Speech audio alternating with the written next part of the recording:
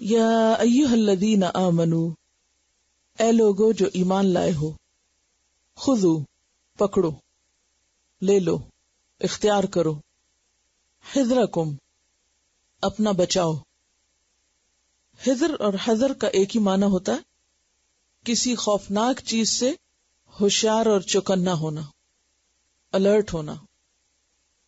تو خذوا حذرکم، اپنا بچاؤ کر کے رکھو، محتاط رہو، یا یہ کہ وہ چیز تیار رکھو جس سے تم اپنے آپ کو بچا سکو۔ فانفروا ثبات، پھر نکلو ثبات الگ الگ۔ فانفروا کا لفظ جو ہے نون فیرے سے ہے، نفر، نفری کا لفظ اردو میں بھی استعمال ہوتا ہے۔ نفرہ کا معنی ہوتا ہے نکلنا، جانا۔ تو نکلو، اور مراد ہے جنگ کے لیے نکلو۔ ثباتن، ثبت ان کی جمع ہے، تے بے چھوٹی تے الف کے بغیر، ثبتن۔ ثبتن کہتے ہیں دستوں کو، ٹکڑیوں کو۔ تو نکلو الگ الگ دستوں کی شکل میں یا ٹکڑیوں کی شکل میں، چھوٹے گروپس کی شکل میں۔ اوِنفروا، یا نکلو جمیعاً اکٹھے، سارے کے سارے، یعنی اکٹھے بھی نکل سکتے ہو اور الگ الگ دستوں کی شکل میں بھی نکل سکتے ہو، جیسے کہ سورۃ التوبہ میں آتا ہے انفروا خفافا و ثقالا، نکلو ہلکے ہو یا بوجھل، یعنی تھوڑے ہو یا کم۔ اوِنفروا جمیعا، یا پھر سب نکلو۔ اب سوال یہ پیدا ہوتا ہے کہ کیا کسی جنگ کے موقع پر سب کا نکلنا ضروری ہے؟ ہاں، اگر حالات اس کا تقاضا کرے اور امام وقت اس کے لیے لوگوں کو بلائے، ورنہ عام حالات میں جیسا جیسا تقاضا ہو، جیسی ضرورت ہو، اس کے مطابق، جیسا کہ سورۃ التوبہ کی آیت نمبر 122 میں کہا گیا وَمَا كَانَ الْمُؤْمِنُونَ لِيَنْفِرُوا كَافَّةً، اور یہ کچھ ضروری نہ تھا کہ سارے ہی مومن نکل کھڑے ہوتے، کیونکہ یہاں لکھا ہے نا انفروا جمیعا، تو وہاں کیا آیا کہ ضروری نہیں کہ ہر دفعہ سب نکل کھڑے ہوں، بلکہ فَلَوْلَا نَفَرَ مِن كُلِّ فِرْقَةٍ مِّنْهُمْ طَائِفَةٌ لِيَتَفَقَّهُوا فِي الدِّينِ، تو ایسا کیوں نہ ہوا کہ ان میں سے ہر بستی کا ایک گروہ نکلا تاکہ وہ دین میں سمجھ بوجھ پیدا کرے۔ وَلِيُنذِرُوا قَوْمَهُمْ إِذَا رَجَعُوا إِلَيْهِمْ لَعَلَّهُمْ يَحْذَرُونَ، اور اپنی قوم کو، اپنے لوگوں کو خبردار کریں جب وہ ان کے پاس پلٹیں۔ تو اس سے کیا پتہ چلتا ہے کہ پھر سب کے سب ایک کام نہیں کریں گے، کچھ لوگ اپنے آپ کو تعلیم کے کام کے لیے مخصوص کریں گے، اور وہ اس کام میں مہارت پیدا کر کے دوسروں کو بھی فائدہ پہنچائیں گے۔ تو یہاں پر ایمان والوں سے خطاب ہے کہ ایمان والوں کو اپنے دشمنوں سے چوکنا رہنا چاہیے، اور پھر جیسے بھی حالات ہوں اس کے مطابق اپنے دین کا دفاع کرنا چاہیے۔ اور پھر یعنی یہاں سے یہ پتہ چلتا ہے کہ مومن جو ہے وہ ہوشیار ہوتا ہے، سمجھدار ہوتا ہے، یعنی معاملہ فہم ہوتا ہے، خطرات کو محسوس کرتا ہے، حالات کو فورسی کر سکتا ہے، اس کے مطابق تیاری رکھتا ہے۔ تو یہاں اہل ایمان کو دین کے، خدا کے دشمنوں کے مقابلے میں چوکنا رہنے کے لیے کہا جا رہا ہے کہ تم اپنا بچاؤ رکھو، محتاط رہو۔ اب آپ مجھے یہ بتائیے کہ یہ جو نصیحت کی جا رہی ہے اس کی غرض کیا ہے؟ کیوں یہ نصیحت کی جا رہی ہے؟ ایک تو یہ یاد رکھیے کہ ہر آیت اپنے ایک خاص کانٹیکسٹ میں بھی ہے۔ اس آیت کا کانٹیکسٹ کیا ہے؟ سورۃ النساء کہاں نازل ہوئی؟ مدینہ میں نازل ہوئی۔ مدینہ میں جنگ احد کے بعد حالات بہت خراب ہو گئے تھے، مسلمانوں کے اوپر دشمنوں کا ایک طرح سے خوف رہنے لگ گیا تھا، کیونکہ وہ ایک محاورہ بھی ہے نا کہ دودھ کا جلا چھاچھ بھی پھونک پھونک کے پیتا ہے۔ اس کا مطلب کیا کہ اگر آپ ویری ہاٹ ملک ہو نا، اگر تو آپ اچانک پی لیں تو کیا ہوتا ہے؟ منہ جل جاتا ہے. جب منہ جلتا ہے تو پھر آئندہ آپ ہر چیز جو دودھ سے ملتی جلتی شکل کی ہو اس کو بھی پھونک پھونک کے یعنی ٹھنڈا کر کر کے پیتے ہیں، جس میں سے چھاچھ ہوتا ہے، لسی جس کو آپ بولتے ہیں. تو لسی تو آلریڈی ٹھنڈی ہوتی ہے. اب جس کا منہ دودھ سے جل گیا ہو وہ اتنا محتاط ہو جاتا ہے کہ وہ لسی میں بھی پھونکے مار کے پیتا ہے. تو یہ کس چیز کے لیے محاورہ ہے؟ احتیاط کے لیے، کہ وہ بہت محتاط ہو جاتا ہے. تو جنگ احد میں چونکہ مسلمانوں کو شکست ہوئی تھی اور اس شکست کی وجہ سے ان کے اندر ایک خوف سا بیٹھ گیا تھا، لہذا وہ بہت چوکنے ہو گئے تھے اور ہمیشہ فکر کرتے تھے کہ کہیں کسی وقت دشمن حملہ آور نہ ہو جائے. اور دوسری طرف یہ بھی ہے کہ مدینہ کے ارد گرد جو لوگ تھے اور خود مدینہ کے اندر جو منافقین تھے وہ آئے دن بے سوچے سمجھے سنی سنائی باتوں کو لوگوں کے اندر مشہور کر دیتے تھے. او دشمن آ رہا ہے. اچھا، اس سے کیا ہوتا تھا کہ لوگوں کے اندر ایک خوف و ہراس کی کیفیت ہوتی تھی، امن رخصت ہو گیا تھا. اور یہ ایک بالکل نیچرل سی بات ہے نا کہ اگر انسان کو زندگی میں کسی وقت کوئی ناکامی ہو جائے تو اس کے بعد اس کی نفسیات کیا بنتی ہے، وہ بہت کانشیس ہو جاتا ہے اور بعض اوقات نیگیٹو تھنکنگ بھی آنے لگتی ہے. وہ ہر چیز کے اندر مثبت چیز دیکھنے کی بجائے منفی چیز دیکھنے لگتا ہے. انڈیویجول لیول پر بھی یہ ہوتا ہے کہ اگر زندگی میں مثلاً کسی سے کوئی کار کا حادثہ ہو گیا تو اب وہ سڑک پر نکل کے کیا سوچتا ہے، ابھی پھر میں کہیں لگا یا ابھی مجھے کوئی آ مارے گا. تو یہ ایک بالکل قدرتی سی بات ہے. اگر انسان مستقل طور پر اس کیفیت میں رہے تو اس کا کانفیڈنس ختم ہو جاتا ہے اور وہ زندگی میں کوئی تعمیری رول ادا نہیں کر سکتا. تو ایسی صورت میں بجائے اس کے کہ انسان ایک خوف کا شکار رہے اور ہر وقت ہر آواز اور ہر شور پر اس کا دل بیٹھ جائے اور وہ ڈرنے لگے اور ڈر ڈر کے جیے، تو اس میں یہ ہے کہ انسان جب خوف کی نفسیات میں جیتا ہے تو تعمیری کام نہیں کر سکتا، اٹھ نہیں سکتا، اپنی صلاحیتوں کو صحیح طور پر استعمال نہیں کر سکتا. تو اس کا حل بتایا جا رہا ہے، اور وہ حل کیا ہے؟ ڈرنے کی بجائے کیا کرو؟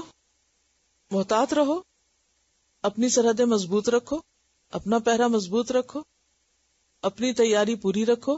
ڈرنے کی کیا ضرورت ہے؟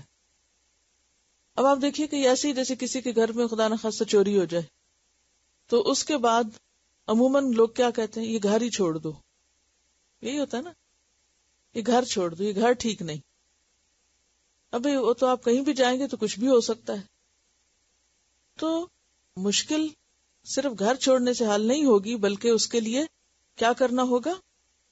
خذوا حذرکم، اپنا بچاؤ رکھو، محتاط رہو، دروازے کھلے نہ چھوڑو، سیکیورٹی کا انتظام رکھو، اور اس کے ساتھ ساتھ جنگی تیاریاں بھی رکھو.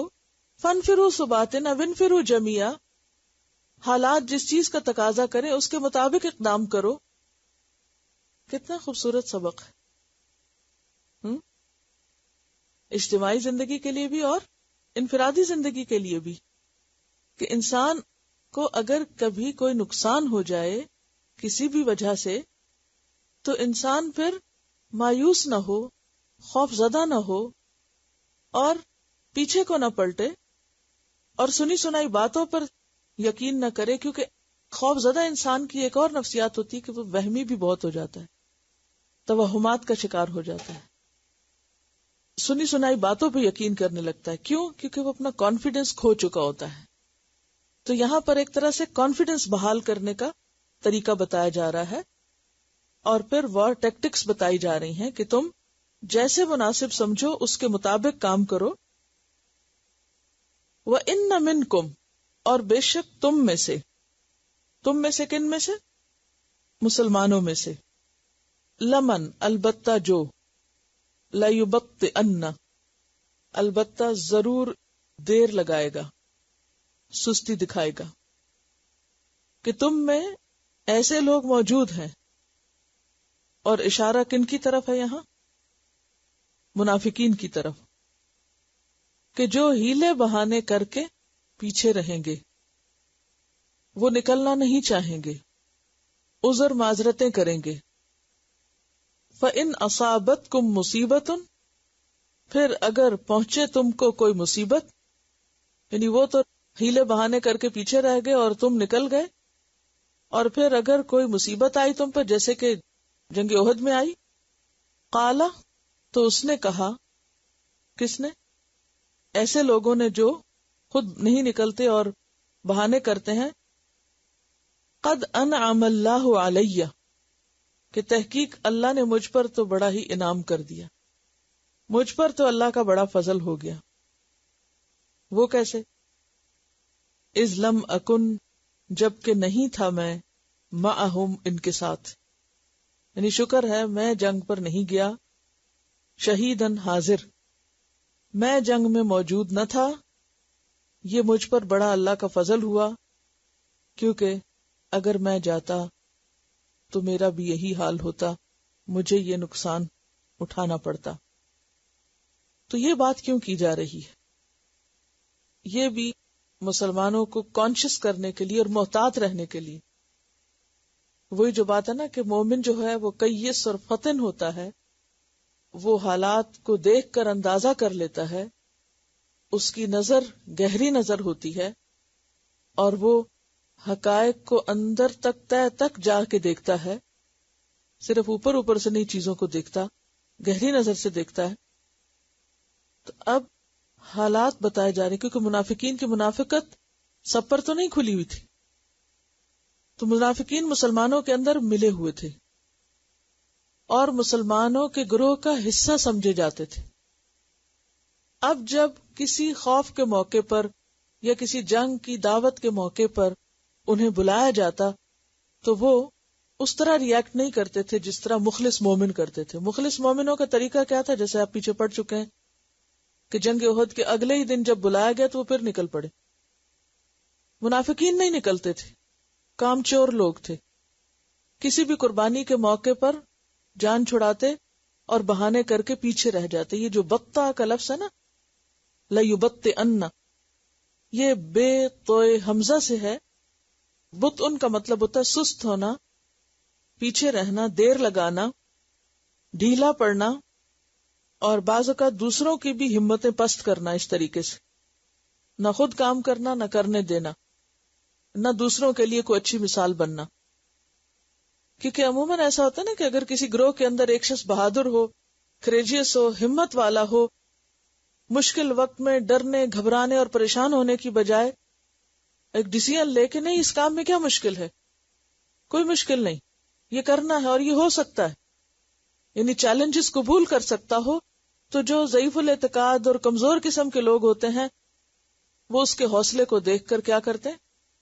وہ بھی اٹھ کھڑے ہوتے ہیں، وہ بھی حوصلہ مند ہو جاتے ہیں.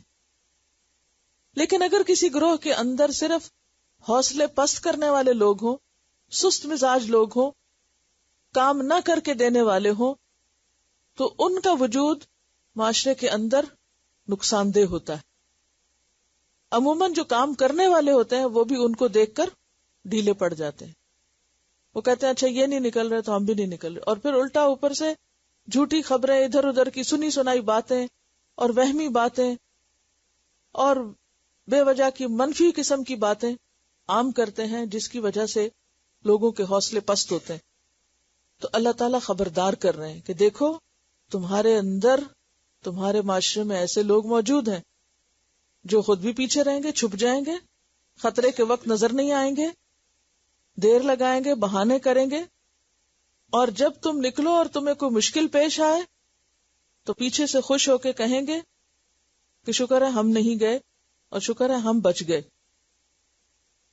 اور ویسے بھی منافقین کا حال پیچھے آپ پڑھ چکے ہیں سورۃ آل عمران آیت 120 میں، وَإِن تُصِبْكُمْ سَيِّئَةٌ يَفْرَحُوا بِهَا، کہ جب تم پر کوئی تکلیف آتی ہے تو وہ کیا کرتے ہیں؟ خوش ہوتے ہیں. سورۃ التوبہ آیت 50 میں آتا ہے وَإِن تُصِبْكَ مُصِيبَةٌ، اگر آپ پر کوئی مصیبت آتی ہے، یقولوا، تو کہتے ہیں، قد اخذنا امرنا، ہم نے تو اپنا معاملہ سنبھال لیا، من قبل، اس سے پہلے ہی، وَيَتَوَلَّوْا وَهُمْ فَرِحُونَ، اور وہ منہ موڑ جاتے ہیں اس حال میں کہ وہ بہت خوش ہو رہے ہوتے ہیں کہ شکر ہے مصیبت ہم پہ نہیں آئی، انہی پر آئی. تو اس آیت سے پتہ یہ چلتا ہے کہ نیکی کے کاموں میں سستی دکھانا، پیچھے رہنا، کام کے وقت چھپ جانا، کام چوری کرنا، قربانی نہ کرنا، اور خصوصاً دین کے کاموں میں، اجتماعی کاموں میں جس میں اسلام کا، دین کا فائدہ ہو، سب مسلمانوں کی مصلحت ہو، ایسے کاموں میں دیر لگانا منافقت کی علامت ہوتا ہے. یہ انسان کے نفاق کی نشانی ہوتی ہے، ایمان کی کمزوری ہوتی ہے. بعض لوگ یہ سمجھتے ہیں کہ دنیا میں دین کے لیے کوئی قربانی کیے بغیر ان کو جنت مل جانی چاہیے، اور انہیں اللہ کا محبوب بن جانا چاہیے، اور انہیں اعلی مقامات اور درجات حاصل ہونے چاہیے، خواہ وہ اس کی کوئی قیمت ادا نہ کریں. تو اسی لیے ہم دیکھتے ہیں کہ منافقین کا طرز عمل کچھ ایسا ہی تھا. منافقین کا طرز عمل کچھ اسی قسم کا تھا.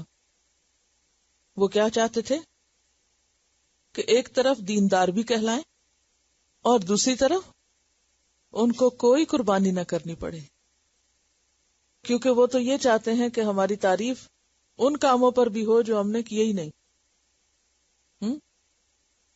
تو یہاں پر ایسے ہی کردار کو کھولا جا رہا ہے کہ وَإِنَّ مِنْكُمْ لَمَن لَيُبَطِّئَنَّ، تم میں سے بعض لوگ ایسے ہیں جو ضرور سستی دکھائیں گے، دیر لگائیں گے، پیچھے رہیں گے.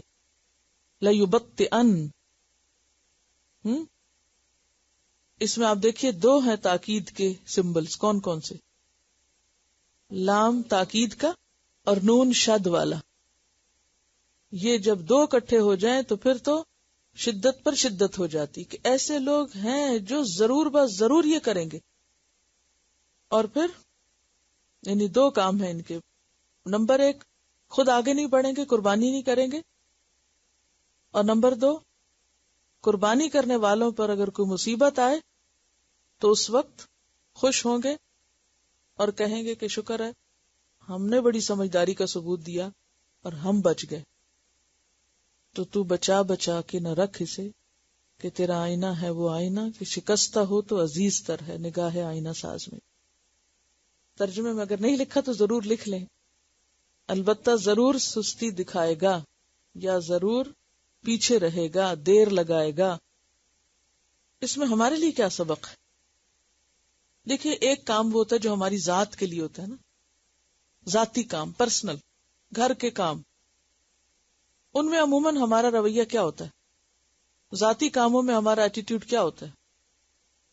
جس میں ہمارا کوئی ذاتی فائدہ ہو. رسک لیتے ہیں یا نہیں؟ کوئی بھی شخص جو بزنس کرتا ہے وہ رسک لیتا ہے یا نہیں؟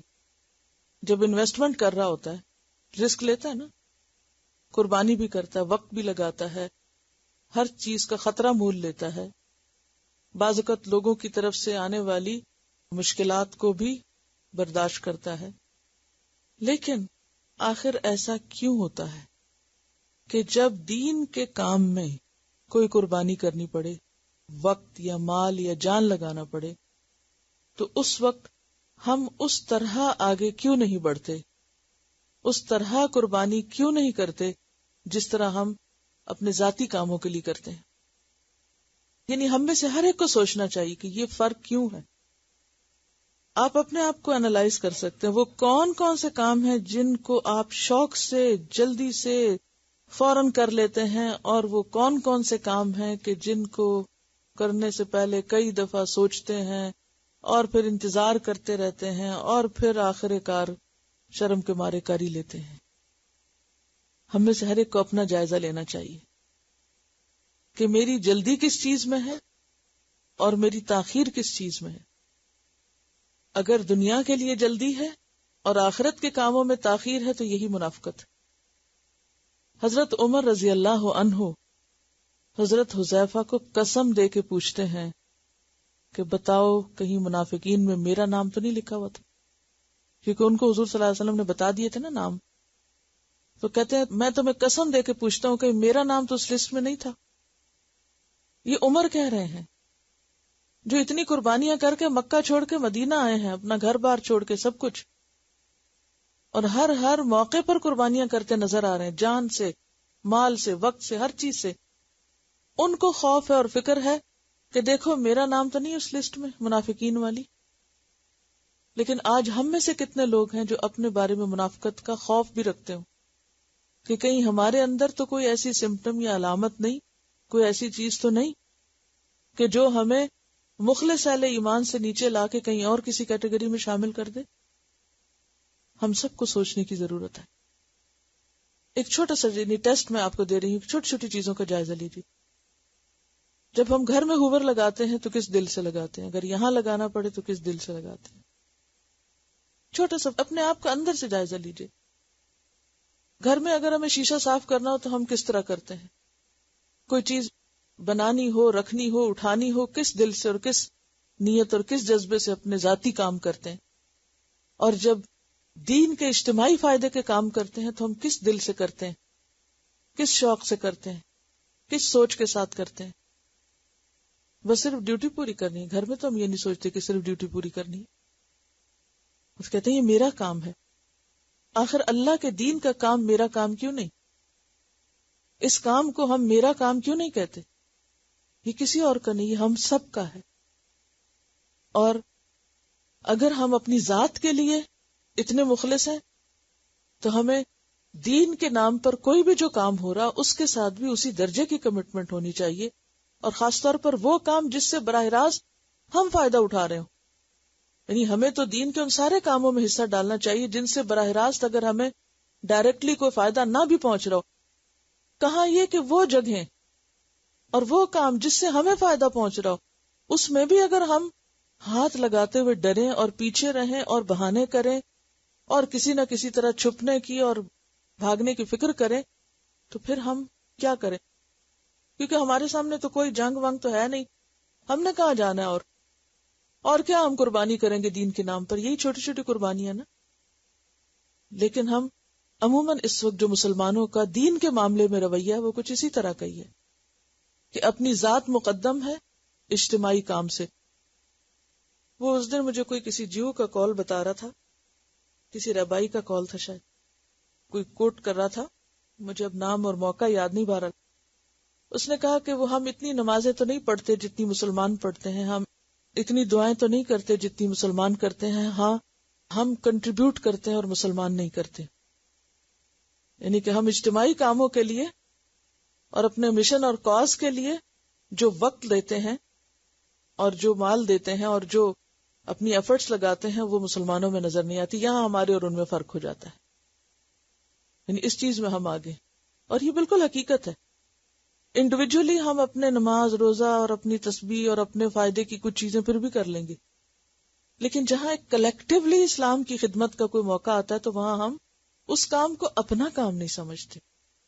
خواہ ہم کہیں بھی ہوں، ضروری نہیں کہ میں اس بلڈنگ کی اور یہاں کی بات کریں، کہیں پر بھی، کسی فورم پر بھی، جہاں بھی ہم، جو بھی اللہ ہماری زندگی میں ہمیں موقع دے کچھ کرنے کا. تو یہ تو بہت بڑے بڑی قربانیاں جو یہاں مانگی جا رہی ہیں، اور چھوٹی چھوٹی قربانیوں میں بھی اگر ہم اس نیت اور جذبے کو خالص نہ رکھیں اور سستی دکھائیں اور کام چوری کریں اور چھپنے اور بھاگنے کی کریں تو پھر یہ کام کون کرے گا اور کون آگے بڑھے گا؟ جو مائنورٹیز ہوتی ہیں نا، کہیں بھی جو مائنورٹیز ان کو سروائیو کرنے کے لیے اکٹھے ہونا پڑتا ہے. مائنورٹیز کو چیلنجز زیادہ ہوتے ہیں نا، انہیں سروائیو کرنا ہوتا ہے تو وہ اکیلے سروائیو نہیں کر سکتے. تو پھر ان کا فائدہ کس میں ہوتا ہے، انٹرسٹ کس میں ہوتا ہے؟ تو مل جل کر رہیں. اور پھر مل جل کر رہنے کے لیے قربانی ہمیشہ کرنی پڑتی. کہیں بھی آپ مل جل کر رہیں، اس کے فائدے بھی بہت ہیں لیکن مل جل کر رہنے کے لیے قربانی شرط ہوتی ہے.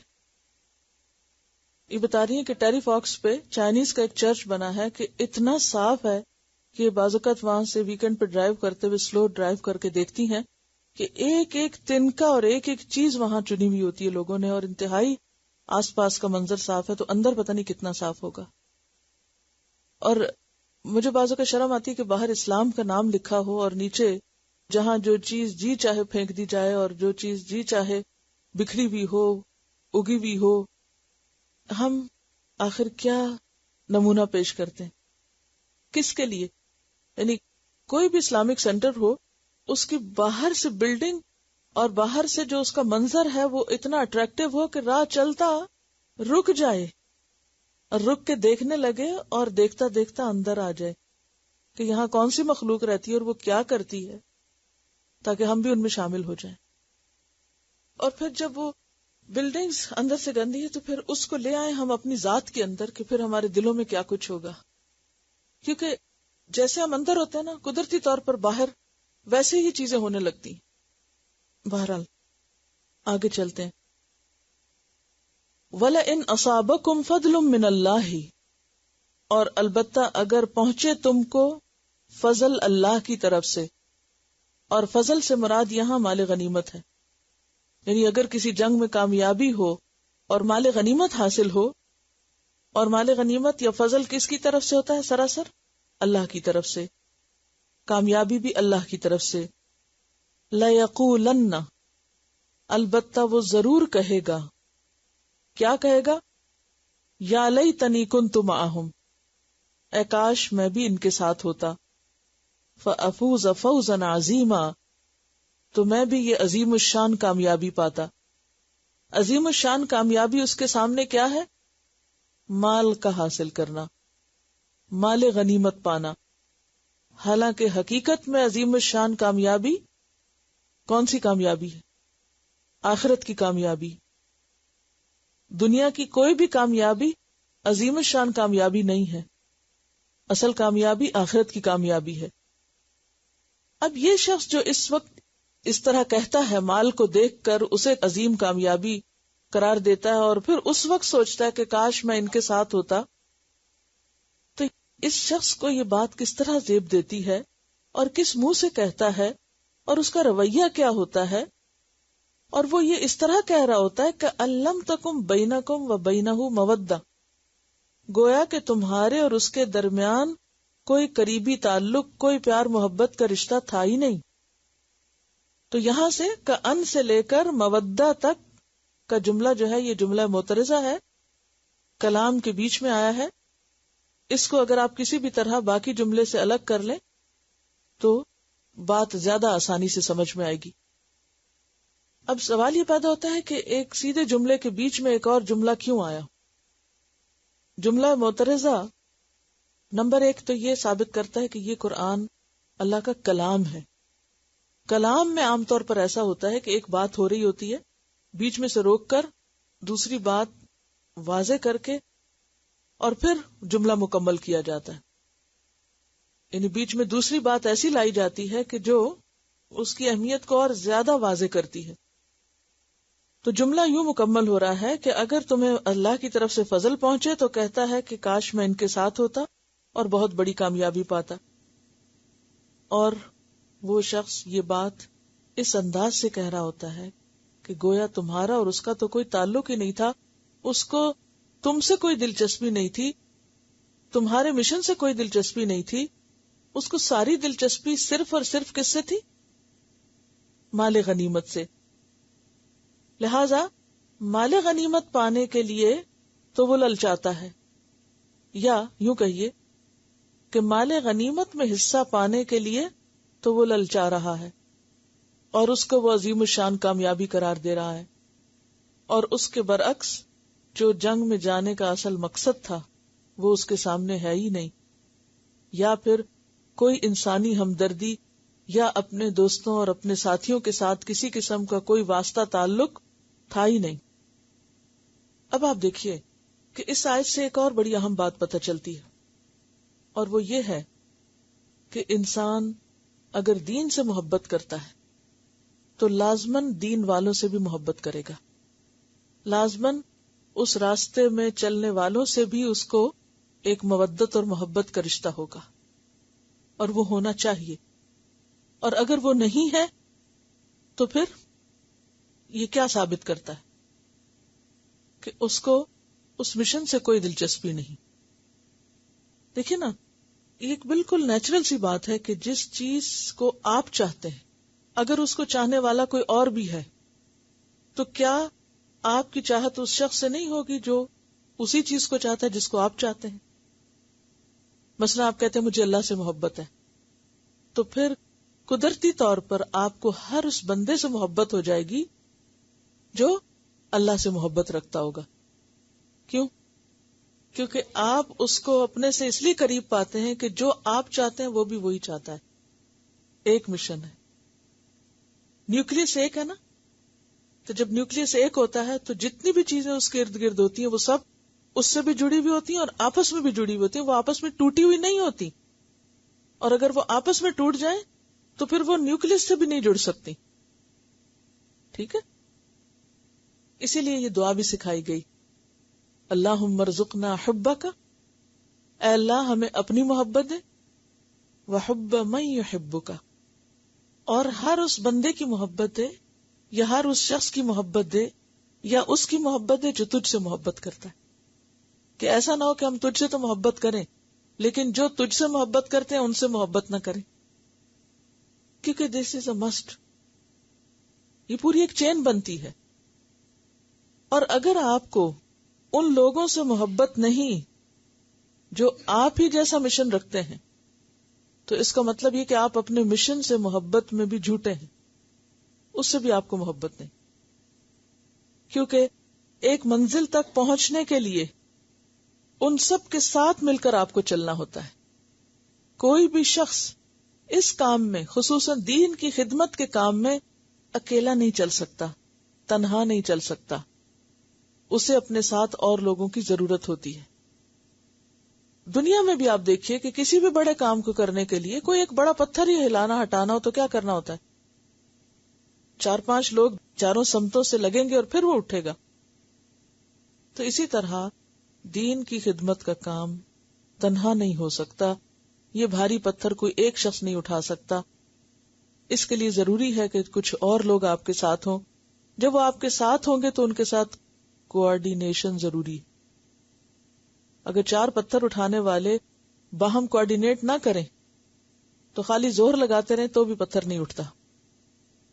تو یہاں پر کیا کہا جا رہا ہے کہ ان لوگوں کی، ان منافقین کی حالت یہ کہ پہلے تو نکلتے نہیں، پھر اگر تم نکلو اور مصیبت اٹھاؤ تو خوش ہوتے ہیں اور کہتے ہیں شکر ہے ہم نے اپنا بچاؤ کر لیا، اور اگر تمہیں کوئی کامیابی ہو تو اس وقت یہ ضرور سوچتے ہیں کاش ہم بھی ساتھ ہوتے تو ہم بھی کامیاب ہوتے.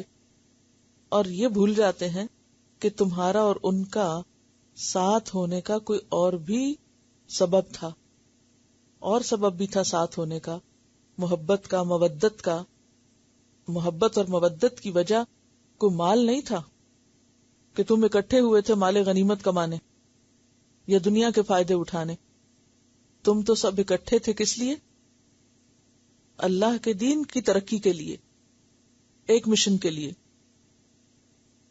فَلْيُقَاتِلْ، یہاں پھر نیت کو خالص کیا گیا. فَلْيُقَاتِلْ، پس چاہیے کہ جنگ کریں. فی سبیل اللہ، اللہ کے راستے میں. الذین، وہ لوگ، یشرون الحیات الدنیا بالآخرہ، جو بیچ ڈالتے ہیں دنیا کی زندگی کو آخرت کے بدلے. جو آخرت کمانے کے لیے، آخرت پانے کے لیے، آخرت چاہنے کے لیے دنیا بیچ ڈالتے ہیں، دنیا کے نقصان کی پرواہ نہیں کرتے. انہیں چاہیے کہ پھر وہ جب اس راستے میں نکلیں تو خالصتاً اللہ کے لیے نکلیں. جیسے کہ وہ حدیث میں آتا ہے نا کہ جو اس لیے جنگ کرے لِتَكُونَ كَلِمَةُ اللَّهِ هِيَ الْعُلْيَا فَهُوَ فِي سَبِيلِ اللَّهِ، کہ اللہ کا کلمہ بلند ہو، وہی دراصل اللہ کے راستے میں نکلتا ہے. تو یہاں پھر ریمائنڈر دیا گیا، چاہیے کہ جنگ کریں، لڑیں.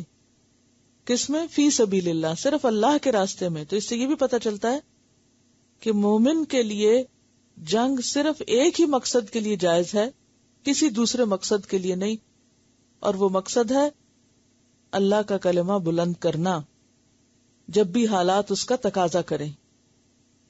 جیسے پیچھے آپ سورۃ البقرہ میں پڑھ چکے نا، وَمِنَ النَّاسِ مَن يَشْرِي نَفْسَهُ ابْتِغَاءَ مَرْضَاتِ اللَّهِ، کہ لوگوں میں سے کوئی ایسا بھی ہے جو اللہ کی رضا پانے کے لیے اپنا آپ بیچ ڈالتا ہے، خود کو بھی بیچ ڈالتا ہے، کچھ بھی نہیں باقی چھوڑتا. مال اور اولاد اور باقی چیزیں تو اور بات ہے، وہ اپنا آپ بھی بیچ دیتا ہے.